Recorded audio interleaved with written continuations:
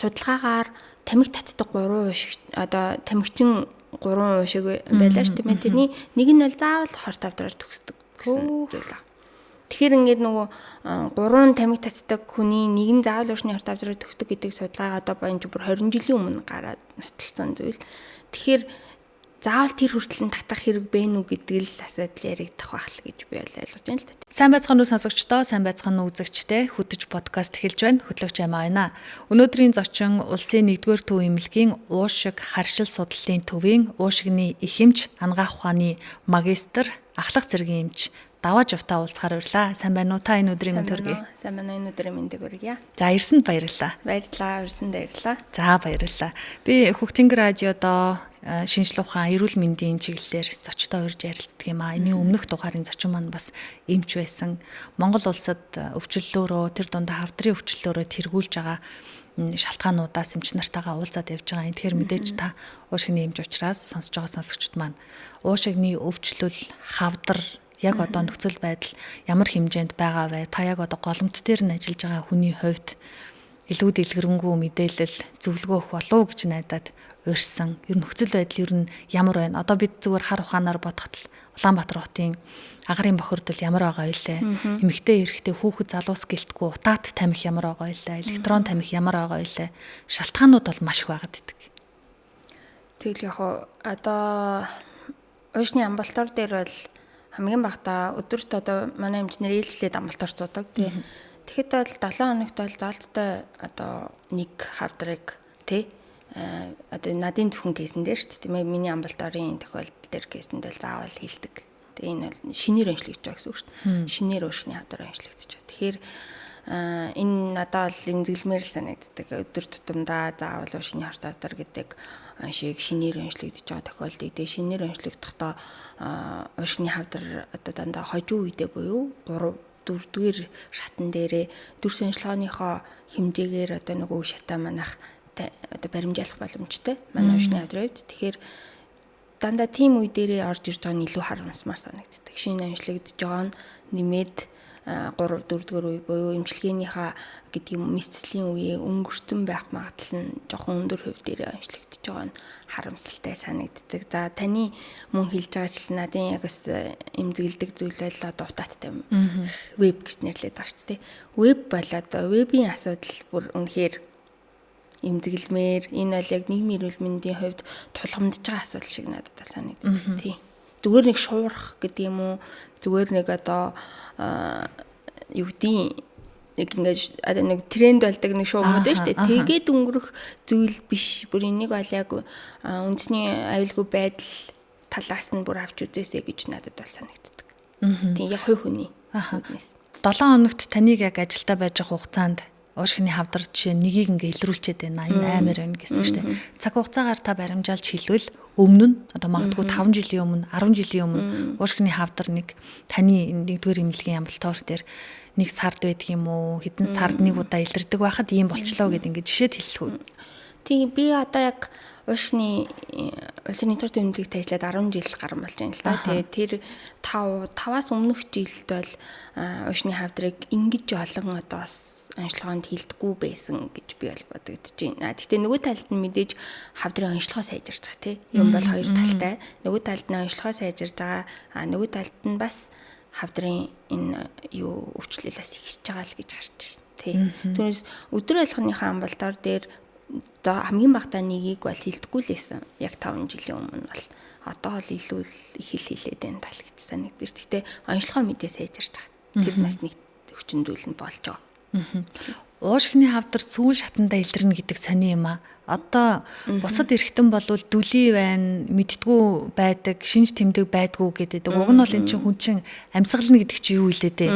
Одоо агаар гэдэг чинь те хүн чинь ерөөсөө л амьсгалахгүйгээр амьдарч чадахгүй ш. Тийм байхад хүмүүс уушигны хавдрыг яагаад эмчээ илрүүлж чадахгүй бүр 3-4-р шатанд нь оруулчаад байна. Шинж тэмдэг өгмөр л энэ жадглал ханиад хүрэхэд ханиалгаал сүд болдог ш. Тэ. Яг уу ер нь л урьдчилан сэргийлэх үзлэг 40-с дээш насны дээр эрт илрүүлэг дээр баг хамрагдаж байна. Тэ.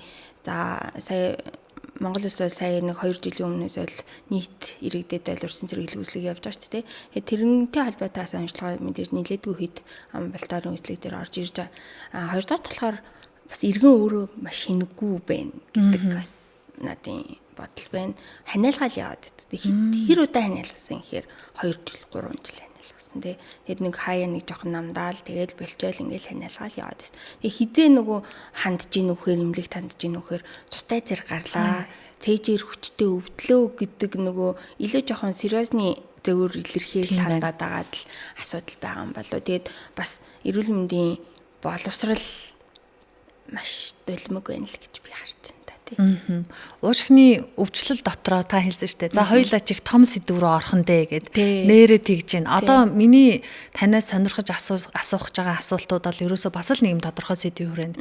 Уушгины хавдар юу нь ямар байгаа юм бол уушгтай холбоотой сүрье одоо байна. Уушгины архаг бөглөрөл бронхит байж байна. Бага насны хүүхдүүд сүүлийн үед өвөлдөө их олон ханаа төрж байна. Хатгаа авж байна. Энэ яадаг бол гэсэн нэг юм хідэн л хүрээ надад байгаад байна. Та яг эндээс нь эхлүүл хамгийн их өвчлөлтөд анхаарах шаардлагатай гэдгээ дэс дараа та нэг ярьж эхлэх үү. Хавдар байсан уу, бронхит байсан уу, хатгаа байсан уу, эсвэл сүрье байсан уу? Уушны хавдрыг ярихын өмнө уушны архаг бөглөрөлтөд өвчин гэдэг зүйлийг ярих хэрэгтэй байхгүй. Одоо зөвхөн энгийнээр ойлгох бол тамхич уушиг. Тамхич уушигны тухай ойлгох хэрэгтэй. Тэгэхээр одоо бидний амбалтаар тандж байгаа нийт кейсийн бараг 60% нь тий яг тамхичтай холбоотой асуудлууд яригдчихэж байгаа гэсэн үг байхгүй юу? Ангахын нэршлэр бол уушны архаг бөглөрөлтөд өвчин. Тэгэхээр уушны архаг бөглөрөлтөд өвчин эхлээд байж байгаад тэгээд уушны хавдралуу шилжих асуудал яригддаг гэсэн дийлэнх хувь нь шүү дээ. Мэдээж зарим тохиолдолд огт тамхи татдаггүйгээр уушны хавдар болдог кейсүүд бол байгаа. Зөндөө олон шалтгаантайгаар. Тэгэхээр нөгөө нийгэмд одоо хэлэх гол мессеж бол тамхиа татхаа болооч гэдэг юм яригдчих байгаа байхгүй. Тэгэхээр тамхи одоо би одоо хүмүүстэй ингэж ар гэрч зөвлөгөө өгч явахдаа хэлдэг. Тамхиа хаяач гэхээр одоо хайж чадахгүй нэ гэдэг асуулт яригддаг тий. Тэнгүүд одоо 10 жил татаад ирсэн би одоо зүгээр лээ. 20 жил татаад ирсэн одоо зүгээр лээ. Тэгэхээр тамхи өөрөө маш удаан явцтайгаар уушгийг асуудалд оруулж байгаа байхгүй. Тий. Тэгэхээр энийг одоо юу гэж илүү ойлгомжтой хэлэх юм бол гэд бодохоор сая бодож байна л да. Одоо бид нар 20 жилийн зээл авдаг те. Одоо зээл те. Тэнгүүд тэр зээл энэ бол маш ашиггүй зээл гэж би бол хэлэх гээд байгаа байхгүй. Яагаад зээлтэй харьцуулж байгаа юм гэхээр бид мөнгөөрөө тамхиг худалдаж аваад тэгээд тамхиа татаад байдаг. Тэгээд татсаар агаад эцсийн үр дүнд нь уушны хорт авдартай болоод төгсөж ийн гэдэг чинь энэ бол ашиггүй зээл мөн юм шиг бол надад санаа. Урт хугацааны зээл. Тэгээд яагаад урт хугацааны зээлтэй харьцуулж байгаа юм хэрэг чинь айжм явцтайгаар таны уушгийг асуудалд оруулж. За уушны хавдар болохгүй кейс нь төгсгөлд нь юу болдог вэхээр уушны архаг бөглөрөлтөд өвчний төгсгөлийн шат нь хүчил төрөгчийн дутагдал гэдэг зүйл төрөдөг байхгүй. Тэгэхээр бид одоо зүгээр ингээд өрөөний агаараар амьсгалж чадахгүйгээр заавал хүчил төрөгчийн дэмжлэгийг ингэж хамартаа залгаад амьдрдаг хүн болно гэсэн. Тэгэхээр энэ өөрөө нөгөө талд нь маш амьдралын чанаргүй амьдрал болж байгаа. Тэгээд энэ амьдралын чанаргүй байдалд чинь гэр бүлийн иргэн тойрны эдийн засаг ингээл бүх юмнууд уйлдаж орж ирдэг гэдгийг л хүмүүс айгуу ойлгох ёстой.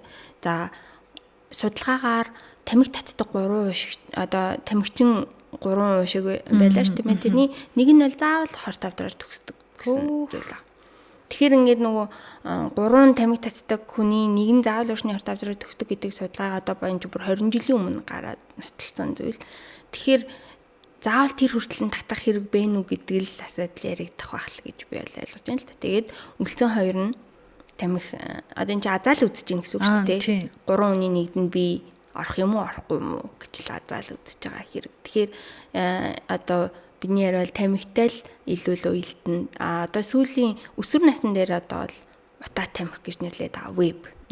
Тэгээ энэ бол одоо бүр үнэхээр маш хэцүү байдалд оруулж ийн л гэж байна. Тэр нөө нийгэм болохоор ингэж андуу ойлгоод байгаа хгүй вебийн тухай. Никотины хэмжээ татдаг утаа тамхи гэж нэрлэдэг байгаа шүү дээ. Одоо бидний уламжлалт тамхиг. Тэр утаа тамхи веб 2 бол одоо ингээд никотины хувьд ялгаатай. Веб бол никотины хэмжээ бол бага юм байна. Тэгэхээр одоо эн чинь бараг гайгүй юм шүү гэдэг буруу ойлголт яваад байгаа. Тэгэхээр энэ бол никотины хэмжээгээр огт бага биш. Одоо миний хариуцлагатайгаар хэлж байгаа зүйл бол огт бага биш. Эсвэргээрээ одоо бид нар чинь хуучин уламжлалт тамхиг бол гэрээс гарч татна 0-оор татна гэдэг ч юм уу те ийм нэг жоохон пауз агаад байна шүү дээ. Вебд бол тийм пауз байхгүй. Хаач байсан нэг сосох тамхи лам байж. Одоо нэг под гэж хэлээд байгаа юм л да. Одоо утай тамхиг ийм нэг ийм юутайгаар штэ одоо нэг веб чинь нэг ийм саунд байгаа шүү дээ. Тэр под энэ дагуулж байгаа никотины хэмжээ нэг ширхэг тамхинтай харьцуулахад бол хамаагүй өндөр байхгүй. Тэнгүүд трийгээ соролт хийгээд татаад дахаар нөө цуснд нэвчиж байгаа никотины хэмжээ хідвэ гэдгээр л бид нар чинь никотинд очиж ийн очихгүй байх гэдгийг юм яригадаад байна. Тэгэхээр нэг удаа тамхиг татгаад айл хүн нэг дунджаар 15 соролт хийдэг гэдэг дүгнэлттэй тийм ээ л нэг зүгээр одоо тамхиг татгаад. Тэгээ тэр нэг ширхэг тамхинд 10-аас 12 мг никотин байгаад түүнийг 10-аас 12-оос 15 удаа таталт хийгээд тэгээд цуснд нэвчих хэмжээ бол тэр 10-аас 12-оос цус руу орж байгаа хэмжээ бол 0.2 за зарим тохиолдолд 1 хүртэл нэвчиж гин гэдэг дүгнэлт. Гэтэл веб чинь тэр подонд 50 хүртэл миллиграмм никотин агуулгадаад соролтын хэмжээ нь одоо уламжлалт тамхиг татдаг соролтоос илүү гүн сорж ийн гэдэг одоо сүүлийн судалгаа яригдаад байгаа байхгүй. 2-5 секундын туршид нөгөө амтыг мэдрэх гэж одоо яадаг чинь. Тэгэхээр арай гүн соролт хийгдээд тэгээд давтамж нь бүр ойрхон болж байгаа нь айгүй том асуудал болж байгаа байхгүй. Тэгэхээр одоо цус руу нэвчих хэмжээ чинь ямар байх вэ гэд бодоод үргэлжлэхээр илүү л болж таарад байгаа. Тэгээд зүгээр. За хортой байдсан яг ингээд таны жишээ авж байгаагаар бол угаасаа бага биш юм байна. Яг энэ янжуур тамхи гэж ярьдаг шүү дээ. Янжуур тамхиг татж байхад дам тамхитлтын тухай их ярьдаг. Одоо бол сүүлийн үед олон нийтийн газар ажлын байран дээр тамхи татаж болохгүй, тамхины тусгай цэг дээр татах ёстой гэд ингээд заагаад өгсөн байна. Электрон тамхины хувьд нөгөө дөрвөлжин вебийн хувьд дам тамхитлт гэдэг юм байх уу? Одоо ингээд ажлын газар хажууд байгаа хүн нэг жимс үнэртүүлсэн утаа гарсан юм ингээл хажууд цороод бид нар тэрэнд нь хордооч байгаа мó хордохгүй ч байгаа мó гэдгээ мэдгүй л суугаад байгаа шүү дээ. Энгийн үзэгдэл болчиход байна. Тийм. Энэ одоо яг дам тамхитлтын өртөлт нь бүр одоо бол веб илүү гэж үздэг. Хөөх тийм үү. Тэгвэл одоо хажууд хүн татчихвэл бойл гэх юм шүү дээ. Шаардлагатай байх нь шүү. Тэгэхээр одоо янжуур тамхиг татаад утаа болвол өөрийнхөө уушруу одоо хүн 80% сороод 20% агаарт ингээд үлдээж гин гэж байгаа байхгүй тий. Одоо илүү энгийнээр хэлэхэд тэгэхэд веб болохоро яг адилхан хэмжээр агаарт тэр үүсгэж байгаа агаар тусал нь бол бүр илүү юм байна гэдэг судалгаа гараад байгаа байхгүй. Тэр нэг зөвөрөө тодруулж хэлэхэд бол янжуур тамхиг татхад бид нэр угаар гэж ярьдаг шүү дээ. Бидний ойлгодог тий. Угаараар одоо ингээд агаарт угаар манан үүсэж байгаа. Уушгинд ч тэр CO-гийн дутуу эсэл үүсээд.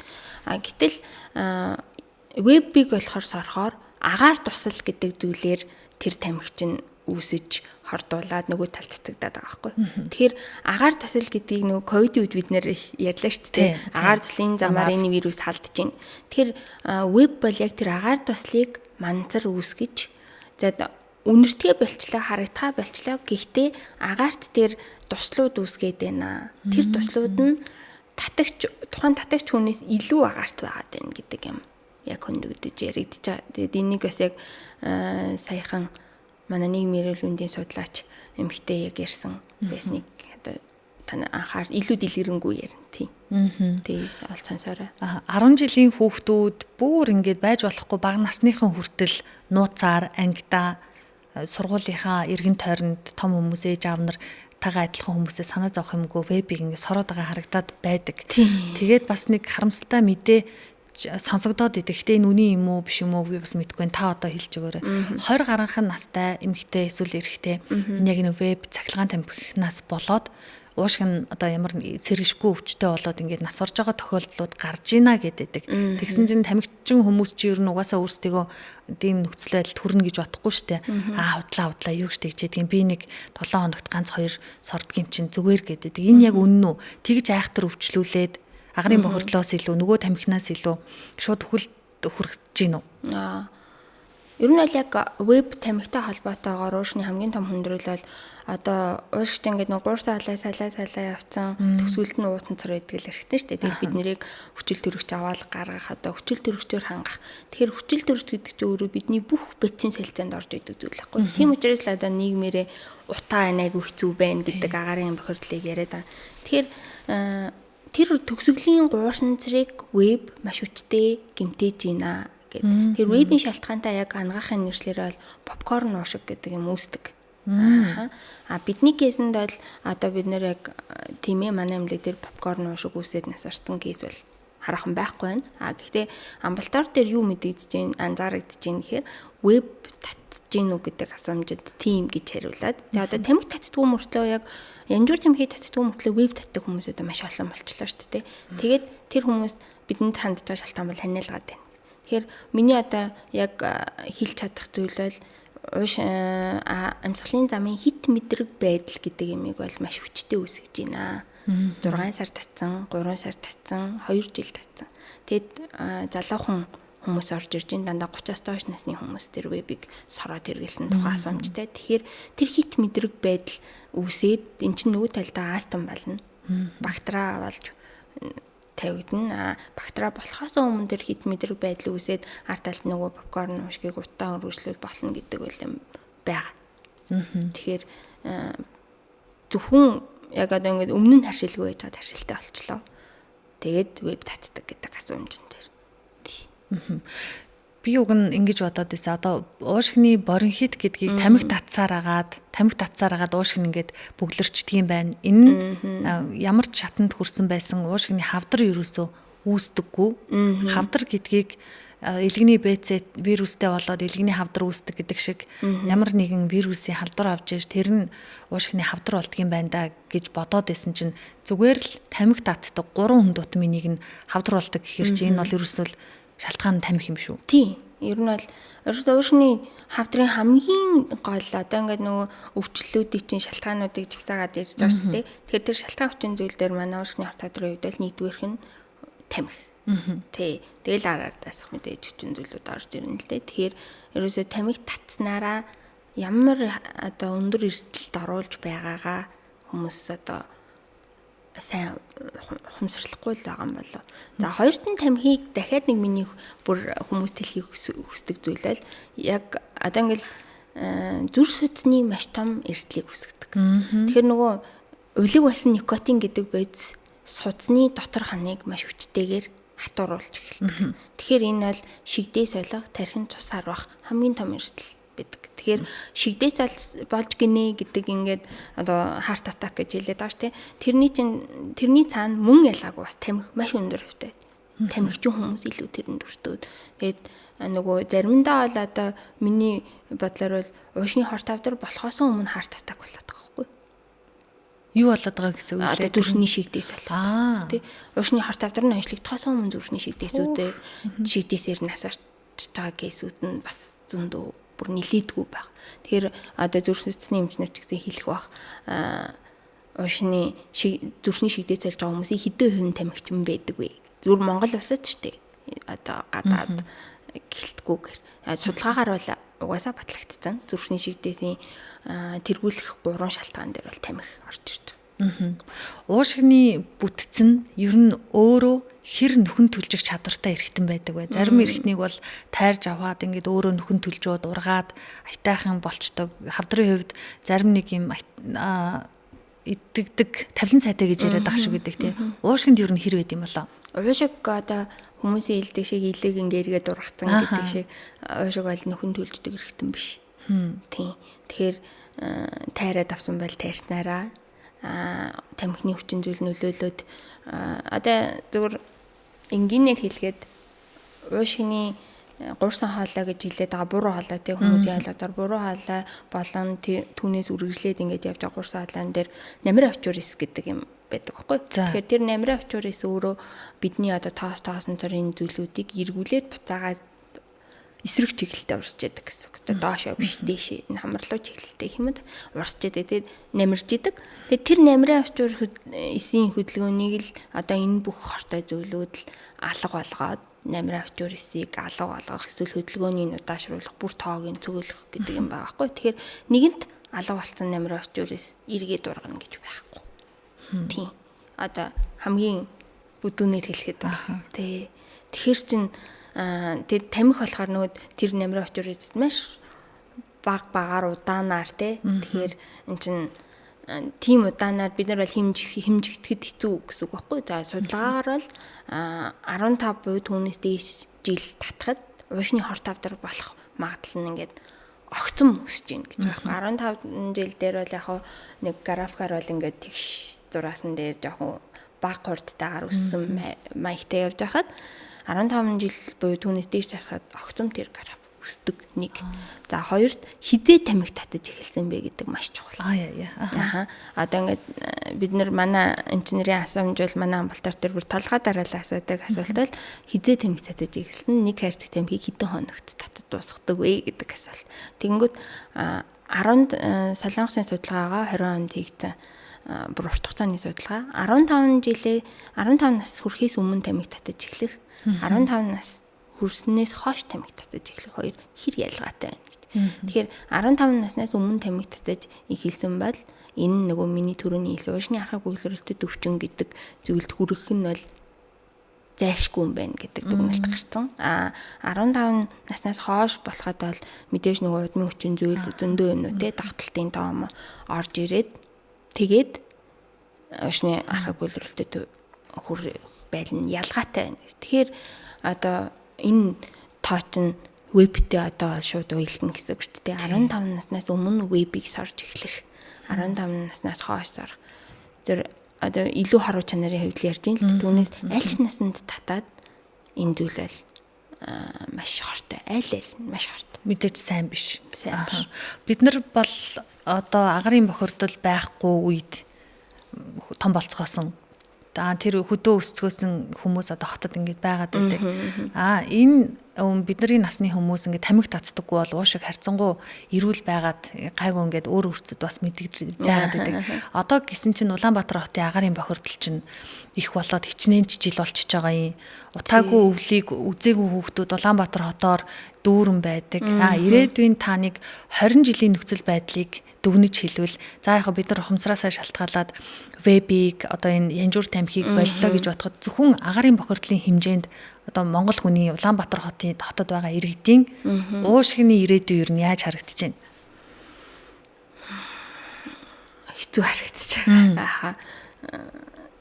Энэ нөгөө агарын бохирдлыг ярихаар агарын бохирдол гэж юу вэ гэдэг юмыг ярих хэрэгтэй болоод байна. Тэгэхээр зөв уушны эмчийн хувьд л агарын бохирдол илүү одоо сериусны сэдв. Тэгэнгүүт бид нар одоо ингээд утаа гэдэг сая нэг хэдэн жилийн өмнө утаагүй зуух гэдэг нэг юм ярьсан шүү дээ тийм ээ. Тэгэхээр энэ л одоо хитрхи бид нар ингээд өнгөн хэсэг дээр яригадаад байгаа байхгүй юу. Тэгэхээр агарын бохирдол гэдэг чинь нүдэнд харагдахгүй тий одоо ингээд манцар байдлаар харагдахгүй асуудал нь илүү гүнийх нь мөн чанар бодит байдлахгүй. Тэнгүүд одоо агарын бохирдол нийгмийн эрүүл мэндийн газрууд сонгоны хархан дүүрэг энэ дээр ингээд бахан хэмжилтүүд хийгдэж байна. Тэгээ тэрэн дээр бид нэр гол юмнуудаа бас хэмжиж чадахгүй байгаа. Зөвхөн л энд бохирдол байна байхгүй. Төвшин тэдээс доош гэдэг юм яригдчих. Тэнгүүд энэ ч нөгөө PM гэдэг хэмжээ байгаа байхгүй. Агарын бохирдлын хортой агаарууд хэмжээ. Тэгэхээр тэр нь өсний ширхгийг 25-аас 30% хуваасан хэмжээний тухай яриа баггүй хэмжээс. Тэгэхээр зөв өсний ширхэг ямар харагддаг вүлээ? Өсний ширхгийг 25-аас 30% хуваасан хэмжээ 2.5 PM хэмжээтэй энэ хүнд металлын болон агарын бохирдлуудыг уушгинд маш хортойгоор нөлөөлж байна гэдэг нь батлагдсан. Тэгэхээр одоо л 20 биш миний бодлоор одооноос 10 жилийн дараа л энэ асуудлын хор хөнөөлийг бид нэр амсаж эхэлнэ. Тийм. Одоо хангалттай амсаж байгаа шүү дээ. Яг одоо эд дунд нь явж байгаа намайг оюутан байхад л утаа яригдаж эхэллээ шүү дээ, тий. Тэгээд тэрнээс чи хойшоо доодлчонд 20 жил болчихлоо шүү дээ. Тэгэхээр энэ өсвөр үед тэгээд одоо дундаж наслалт, заавшны хорт авдар гэдэг ингээд маш олон зүйлд бол яригдаж эхлэн энэ л одоо энэ аюу том сэдв. Тэгээд энэ л маш хортой, үнэхээр хортой байдал. Шалтгаан ямар их байна аа? Агарын бохирдол бид нар Улаанбаатар хотод ажиллаж амьдарч байгаа хамаг амьдрал энд төвлөрсөн байгаа айл гэр хүмүүс юм чин гів гинтхэн хүүхдүүдээ аваад өдөө гадаа явчих чадахгүй. Үнэхээр тийм нөхцөл боломж бас бүрдэж өгөхгүй байна. Тэнд очиод хүний л амьдрал болсон хойно бүхэл хэрэгцээ тэнд чинь хэрэгтэй болдог. Ажил төрөл олдохгүй юу дээ. Тулдаг айл болгонд иймэрхүү яриа ирнэ. Өвлийн үйлрэлд ялангуяа үүсдэг болов уу гэж бодоод байна. За агарын бохирдлын хувьд л энэ одоо та үнэхээр амсаа явж байна 10 жилийн дараа яана гэж штэ. Иннээс болоод бага насны хүүхдүүд ханаа төрж байгаа өвлийн үйлрэлд хатгаа авч байгаа гэдэг үнэхээр хэцүү байна. Хүүхдүүд бага байх чи яана одоо энэ эмнээсээ хордож байгаа байх таа гэж санаа зовоод өмнөөс нь уйлмар нөхцөл байдалтай ээж аваад байна. Хичнээн ч өвөл хатгаа аваад байгаа юм. Энэ хүүхдүүд хатгаа өвөл одоо юу гэдгийг нэг байж болохгүй хэмжээнд хатгаа авчаа дараагийн өвөл давтан хатгаа авчаад том болоод уушгинд нь сэв суугаад сөрөг нөлөө хэр ажиглагдах вэ? Бага насны хүүхдүүд. За би бол хүүхдийн эмч биш. Гэхдээ хүүхдийн уушиг том хүний насны хүүхдийн уушиг хоёр бол ялгаатай. Гэхдээ одоо нөгөө давтан хатгаа авах гэдэг бол нөгөө нэгдүгээр тадаа нөгөө сургууль дахиад нийгмийн нөгөө байдал руу орж ирэхээр нэг өрөөний агаарт хэдэн хүүхэд байна гэдгээс шууд хамаарч байгаа тий. Цэцэрлэгт бага сургуульд. Тэнгүүд тэр чинь халдвар авах, дахин халдвар авах гэдэг эрсдлийг үүсгээд байгаа. Тэгэхээр нөгөө сургууль цэцэрлэгийн хүлээлттэй бишээ нөгөө ангид 60 хүүхэд суух, 30 хүүхэд суух хоёр бол маш ялгаатай. Давтан хэвтэл дээр мэдээж тэр хүүхдийн уушгины нөхөн төлжилт бол маш одоо хэцүү хэр хүн татгаа туснасаа мэдээж хамаарна л та тий. Тэгэхээр одоо гол хэлэх юм бол уушгины бид нэр одоо эргүүлээ томоор харах юм бол уушгины агарын бохирдлыг Улаанбаатарын хотын агарын бохирдол дээр л дахиад яриа очино. Дахиад нөгөө сургууль цэцэрлэгийн хүртээмжийн асуудал дээр яригдана гэхээр л айгүй том асуудал болчиход байгаа. Уушиг ер нь бол 25 хүртэл бүрэн гүйцэд төгждөг гэж үздэг.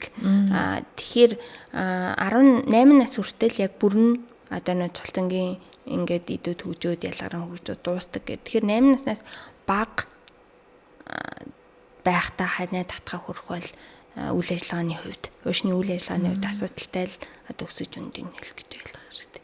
Тэгээд тэрийг нь бол одоо яг манай дээр тэдэн хувь нь тэгж ин гэдэг ингээ аль байсны судалгаа бол алга тийм миний мэдж байгаа хүүхдийн практикт бол байгаа л хальтай зөндөө.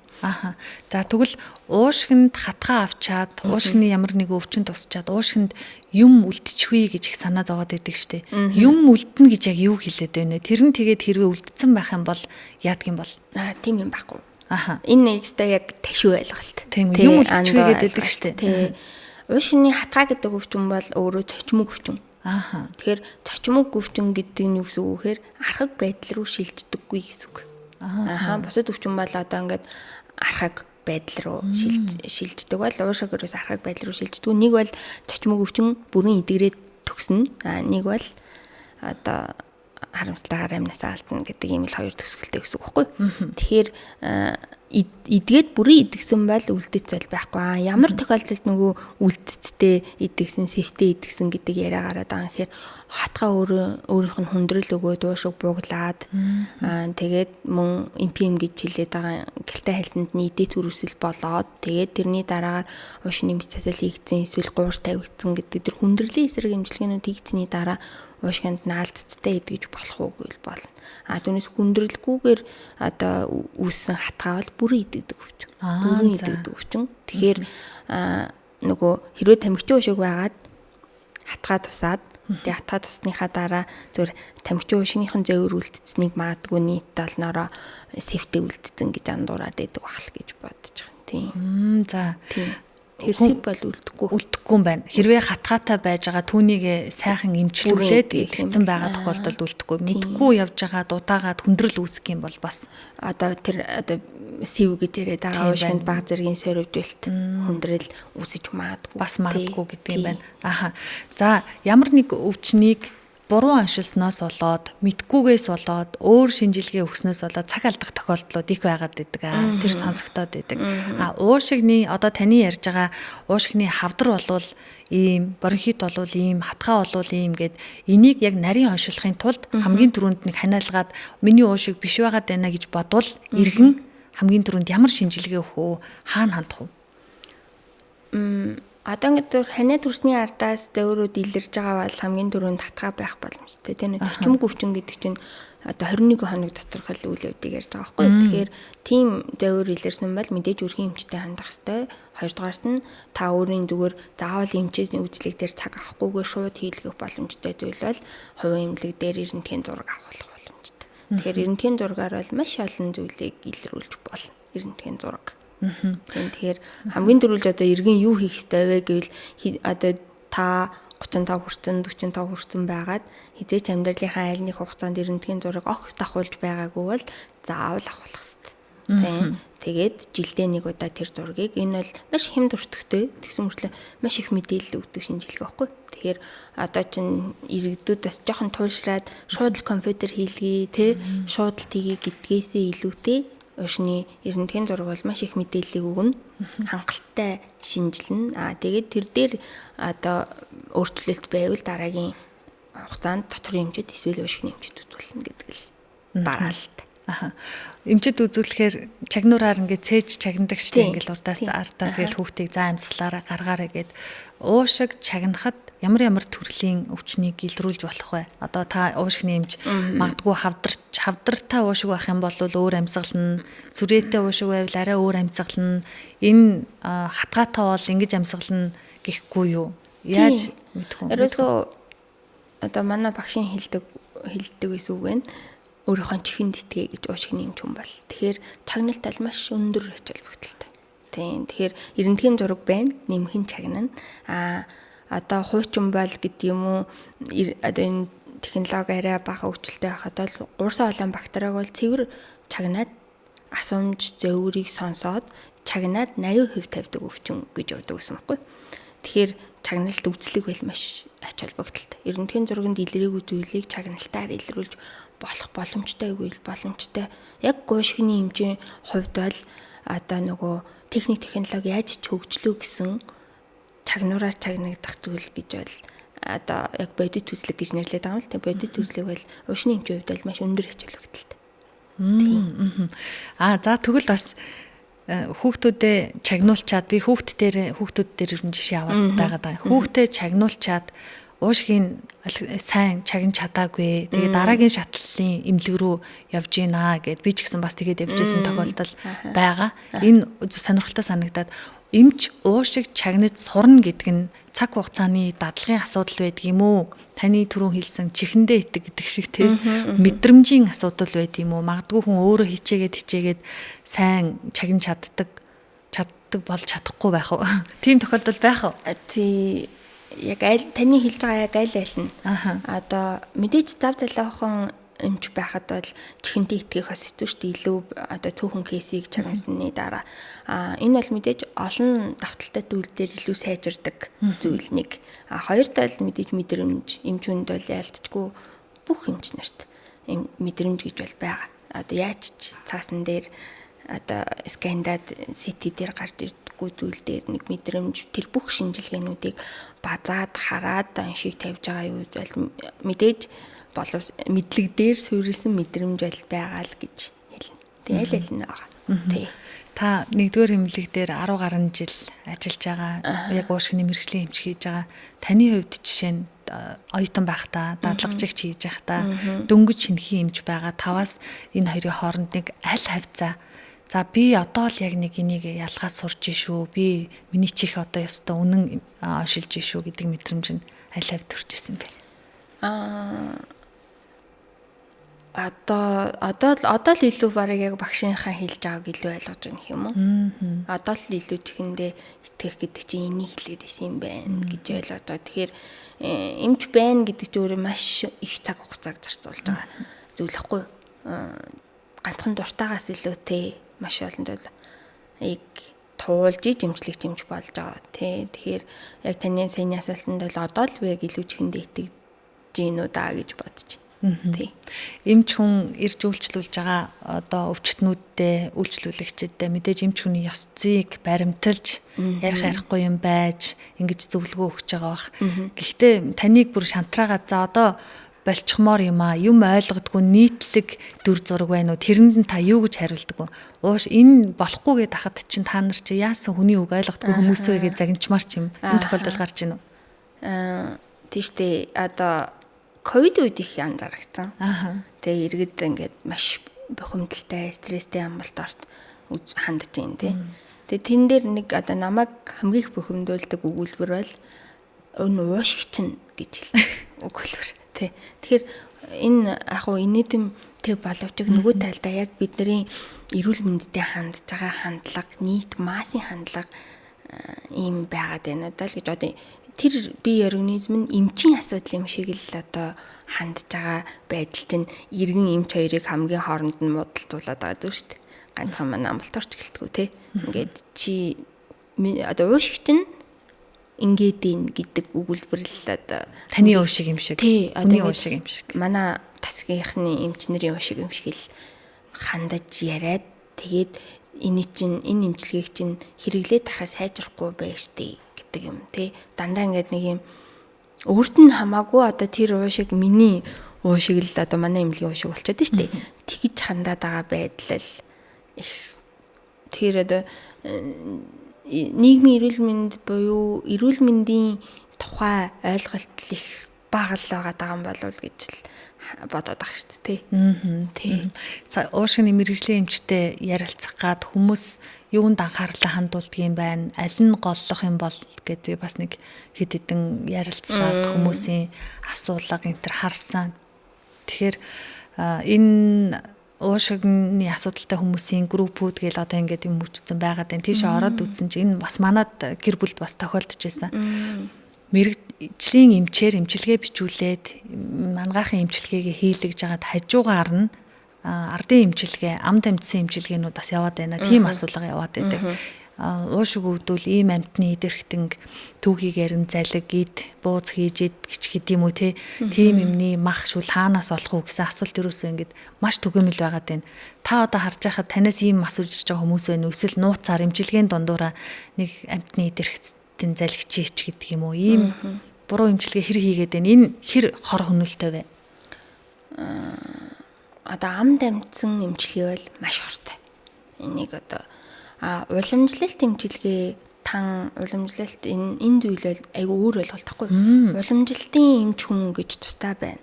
Уламжлалт гэдэг бол хэдэн мянган жил яригдж ирсэн Европын анагаах ухаанаас ч өмнө байсан шинжлэх ухаан. Тэгээд тэрийг бол бид юус өгөөсгөж болохгүй.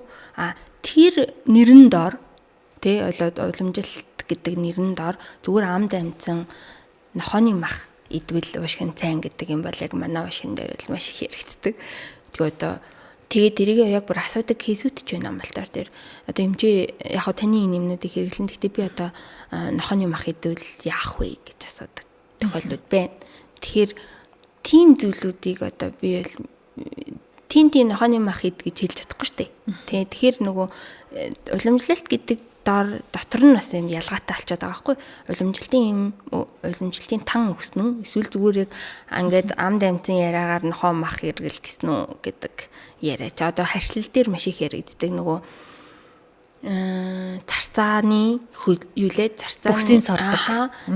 Тэгэхээр энэ ч одоо мэдхгүй энэ айгуул ийм хэцүүл ярианууд болоод байгаа. Тэр энэ хортой. Түүнээс яг уламжлалтын эмчилгээ хийлгэсэн үг гэвэл тэр нь өөр байх. Шал өөр чиглэл рүү. Уламжлалт гэдэг үгний чинь доор юм бүр шал өөр ойлголтууд орж ирээд байгаа байхгүй. Тэгэхээр хортой. Гэтэ нөгөө талднаас их хүний итгэл үнэмшил гэдэг зүйл юм тий. Нэрээ нохооны мах идэд би сайн болцсон гэдэг кейсүүд бас байна шүү дээ. Тэгэхээр хүний итгэл үнэмшлийг бас одоо шууд бас ницааж бүр одоо цааш нэмж хахад бол шууд ницаадаг байсан. Одоо бол та үнэхээр би одоо таныг нохоо аал гэж хэлж болж чадахгүй. Гэхдээ одоо нохооны мах идээд үнэхээр сайжирна гэдэг итгэл үнэмшил нь маш өндөр байгаа л тэр хүн сонголтын л асуудал. Тий. Тэгж бас эмч нараас ийм яриа өмнө сонсч ирсэн өөртөө ч гэсэн тохиолдоод хагалгаанд орох ч байдаг юм уу эмнэлэгт үзүүлээд нэг тийм болох ч эмч нар нь өөртөө за тэгээд сайн өдөр судраа харуулдаа тэгээд товлохгүй юу да гэд хэлжсэн тохиолдлыг бас мэдээд байдаг. Тэгэхээр чинь хүний итгэл үнэмшил гэдэг хүн өөрөө итгэж байгаа бол сэтгэлээрээ байгаад идэгнэ гэдгийг эмчнэр хүртэл одоо дэмжиж байгаа нь ямар гоё юм бэ. Тийм байна. Хүний итгэл үнэмшлийг одоо яг тэр лам дээр үзүүлэх хаалгаанд орох гэдгийг үгүйсгэж болохгүй. Тэ хүнийг гэтээ монголчууд чинь одоо монголчууд гэхээс илүүтэй мэдгүй нэ биднэрт нэг анзаарэгдэж байгаа нэг юм бол яг нэг үг хэлэхэд бол эмчээс давсан лам буу байгаад байна шүү дээ. Тэгэхээр бид нар тэрнтэй чинь тэрцээд одоо ингээх бол тэр хүмүүсийн ухамсарын л асуудал. Нөгөө талд нь бид нэр юу хүндэлж байгаа гэвэл яг тэр итгэл үнэмшлийн хүндэлж байгаа. Хүн өнөөдөр 2 дахь өдөр хаалганд орохгүй гэдэг нь заавал 2 дахь өдөр ороод байна. Тэгэхээр анханасаа бид нэр тэр өдөр дээр нь тааруулж хуваараа төхөж өсөх байхгүй. Жохон гонхтэй ч гэсэндээ одоо хүний анхны тэр нөгөө нэгэнд бөөн үзээд энэ өдөр нь сайн гээл бид нэр одоо нийт дарааллынхаа цуваа одоо тэрэнд нь тааруулж байгаа гэж хэлүүл илүү зөв болох ба. Тэ. За уушгинд хийгдэж байгаа эмэн эмчилгээнээс гадна одоо манай Монголд хийгдэж байгаа ямар эмчилгээнүүд төлхөө байдаг вэ? Миний сонсч ирснээр уушиг мэдээж хагалгаа хийж байгаа бах. Уушгинаас одоо идэ ч юм уу эсвэл хий ч юм уу ийм соруулах эмчилгээнүүд гэж байгаад байдаг. Энэ эмчилгээнүүдэд та заалт байна уу? Ямар тохиолдолд та хагалгаанд орж болно? Энэ тохиолдолд хагалгаанд орж болохгүй. Одоо уушгинаас юу чи нэг гурс хийгээд нэг юм соруулаад байдаг штэ. Тэр эмчилгээг жишээ нь хавдартай үед, бронхитийн сүүлийн шатанд орсон үед соруулж болно болохгүй гэд ийм заалт байдаг. Энийг товчхон хэлэх боломж байгаа юу танд? Уушны эмчилгээ одоо яг ямар онш тавигдсан бэ гэдгээс л эмчилгээнүүд хамаар тий тамхи татдаг одоо уушиг астмтай бактери манайд одоо нийт төлхөө хэрэгжилж байгаа манайд одоо эмчилгээ бол ингалят эмчилгээ буюу сорлого эмчилгээ гэж байдаг. Тэр одоо хүүхдийн практикт бол утлаг хийж хэрэглээд байдаг эмчилгээнүүд. Тэгээд тэр эмчилгээнүүдийг бол зөвлөн гэхдээ яг ямар шалтгаантайгаар ямар хүндрэлтэй байгаагаас хамаарат ямар эмийн найрлагатай ямар давтамжтай хэр хугацаанд хэрэглэх вэ гэдэг оншоос л хамаарна гэсэн. Түүнээс одоо шууд уушгин сайн гээд юу хэрэглэх вэ гэдэг юм уу эсвэл эмчилгээнд нь заавал тэрийг сорох ёстой юу үгүй сорохсгүй юу гэдэг нь яг оншоос л хамаарна гэсэн. Тийм. Олон улсад ямар эмчилгээ явж байгаа бол манай эмчилгээ ямар байгаа бол гэд бид нар хоорондоо ярьдаг штеп. Тэгэхээр яг олон улсад уушгины чиглэлээр яг манай Монголд одоо жишээ нь 1-р эмнэлэгт хийж байгаа эмчилгээ олон улсын жишгтэй хэр дөхөвөө манай уушгины энэ салбар хэр хөгжилтэй явж байгаа вэ? Уушгины салбар одоо яг илэг бөөрийн одоо тэгээд цусны хавдрын эмчилгээтэй харьцуулахад бол хожуу явж байгаа. Хоцорж явж байгаа. Илэг шилжүүлэн суулгаж гин, бөөр шилжүүлэн суулгаж гин, ясны чөмгийг шилжүүлэн суулгаж гин. Тиймээ тэгэхээр энэ бол шилжүүлэн суулгах буюу хүнд одоо маш том эмчилгээний гарц гаргалгаа. Олон улсад бол уушиг шилжүүлэн суулгадаг, уушиг зүрх шилжүүлэн суулгах асуудал байдаг. Тэрнээс илүүтэй манайх оншилгоон дээр илүү сайжраасай гэдэг нь бол миний гэмчүүний үед бол бодож байгаа зүйл нь уушны одоо тэр уушиг шилжүүлэн суулгах мөн ямаа тэрний урт талын онцлогоонд илүү сайжраасай гэдэг дээр илүү төвлөрүүл одоо бодлогын хувьд тэ эрүүл мэндийн яамнаас бодлогын хувьд тэгтээ 2050 алсын хараад бол сайдын тушаалаар бол энэ зүйлд бол уушны хавдар бол орж ирсэн. Уушны хавдар бусад хавдрын эмчилгээнүүдийг бууруулах гэдэг юм орж ирсэн. Манай яг эмнэлгийн хувьд л манай эмнэлэг манай тасгийн хувьд бол уушны хавдрын Ibus TB-ний гэдэг онцлогоог бол хийдэг бас. Энэ бол олон улсын түвшинд уушны хавдрыг эрт үед зөвхөн булчирхай томорж явах үед нь оншилж болох онцлогоо бол одоо 22 оноос хойш нэвтэрж эхэлж байгаа. Тэгэхээр онцлогооны хувьд бол бид учир дутагдaltaй ч гэсэн бас ураг шилжил байна гэж хэлнэ. Тоног төхөөрөмжийн асуудалтай байдал, дутагдaltaй байдал гэж ойлгож болох онцлогоон дээр хэрж байна. Тийм, тоног төхөөрөмж болон одоо бодис уус мөлүүд тэг ингээд аягүй их юм яригдана л да. Тийм юмны хувьд бол тэдгэрүүд нь учир дутагдaltaй байгаа. Яг энэ Ibus TB-ний ажилбарын хувьд бол яг манай эмнэлэг яг одоо улсын хэмжээнд ганцхан хийж байгаа. Тий. За 1-р эмнэлэг дээр хийж байгаа юм байна. Тий. Уушны дурангаар хийдэг ажилбар онцлог байгаа. Уушиг амьсгалах хамар орж байгаа юм болгон л одоо уушигтай хамааралтай холбоотой болчихж байгаа болов. Тэгсэн одоо бас сүүлийн үед ганган чамин гэдгээрээ сүүлийн үеийн том дэлгүүрүүд тэгээд айлын эзэгтэй нар гэртээ нэг гоё үнэртүүлэгч авч тавьмаар байна. Гэртээ нэг гоё агаар цэвэршүүлэгч цацдаг юм хом хэрэглээд байна. Тэнд ийм гоё үнэр тэрийг хаанаас олох үгээ бөөн ирэл сурал. Энэ нь бидний уушгинд ямар нөлөөтэй бол? За яг миний бас хэлхийг хүсдэг зүйлийг тааг асуулаа би мартсан байлаа. Одоо сая яг сүүлийн олон улсын хуралд яг энэ сэдвийг яригдж орж ирсэн. Үнэртүүлэгч байц хэр хортой вэ гэдэг тий. Бүх төрлийн үнэртүүлэгч. Угаалгын бодисны одоо таны хэлж байгаа машины үнэртүүлэгч. Тэгэхээр эднэр бол астм буюу бактери байдал, гурс айлын хит мэдрэгшил гэдэг зүйл үүсгэхэд маш өндөр давтамжтай. Өндөр одоо үүрэгтэй буюу шалтгаануудын маш дээгүүр орж ирэх юм байна гэдэг судалгаа яригдсан. Тэгэхээр энийг бол одоо миний зүгээс бол зүгээр л хамгийн бүдүүнээр бити хэрэглээч л гэж байна. Тийм. Тэр одоо үнэртүүлэгч, үнэр харуулагч тэр цацдаг. Энд ч бүр одоо нэг угаалгын бодисны машин хувцас угаалга шүү дээ. Хувцас угаалгын үнэртүүлэгчд, зайлагчуд энэ төр яригдж байгаа байхгүй. Тэгэхээр эдгэрсэн дотор ингээл ялгаатай л да. Гэтэ өнөөдөр цаг хүрхгүй. Гэтэ зүр хамгийн төвчгөндөө л тэр үнэртүүлэгч үзэл төдөж ины амьсгалын замыг хит мэдрэг байдал үүсгэж байна. Тэрэн дараагийн шатанд гурс айлын бактери үүсэх юм байна гэдэг яриа бол одоо Европын нийгэмлэгийн сая олон улсын хурал дээр 25 оны хурал дээр бол яригдаад тэгээд нөгөө энэ яриа бол өмнө нь ямар хэмжээнд байсан гэхээр эмэгтэйчүүд гэрийн доторх агарын бохирдол гэдэгт айгүй өртдөг хүмүүс юм байна гэдэг зүйл яригдчихсэн баггүй. Тэрний юу гэхээр хоол игээд ингээ хайраад хуурдаг шүү дээ тийм ээ. Тэр хууралтын үнрүүд эмэгтэйчүүд өртдөг.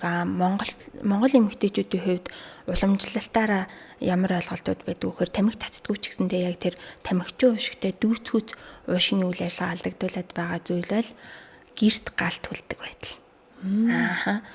Бүр одоо Монгол гэрт амьдардаг байх үед бол нөгөө галт үлээд одоо ил бишэлтэй нэг тогоотой сүү аваад ингээд нөгөө 50 хооронд чинь гал дээр нөгөө дутуу шаталтууд асч байгаа шүү дээ. Тэгээд тэр чинь Монгол гэрчүүрөө тэрийг ингээд шууд шүүлдгүү те. Тийм байдалтай л яг одоо тамхичин уушигтай адилхан нөхцөл байдалд эмэгтэйчүүдийн уушгийг хүргэж ийна буюу нөгөө өмнө хэлсэн уушны архаг бөглөрөлтөд өвчнөний нэг хамгийн том шалтгаан болж байна гэж ярьсан. Тэгвэл орчин цагт тэр нь яаж хувирж орж ирж байна гэхээр газын плетик нэг газын плетикэн дээр хийж байгаа тэр хайрсан хуурсан үнэр тэр үнэрийн тэр дутуу шатлал гэсэн үг шүү дээ. Тэр үнэрүүд бол уушны архаг бөглөрөлтөд өвчнөний байдалны шалтгааны нэг аюул том хүчин зүйл болж байна уу болж байгаа гэдэг нь батлагдсан.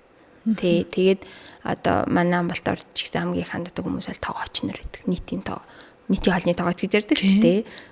Одоо сургууль цэцэрлэгт хийгддэг тоогооч нар бол маш их бас зөвөртэй, зөвөр илрээл тэгэл асуумжинд нь за гуравт нь одоо таны яг саяны хамгийн сүүлийн асуулт үнэртүүлэгч гэдэг дээр өсчингүүд.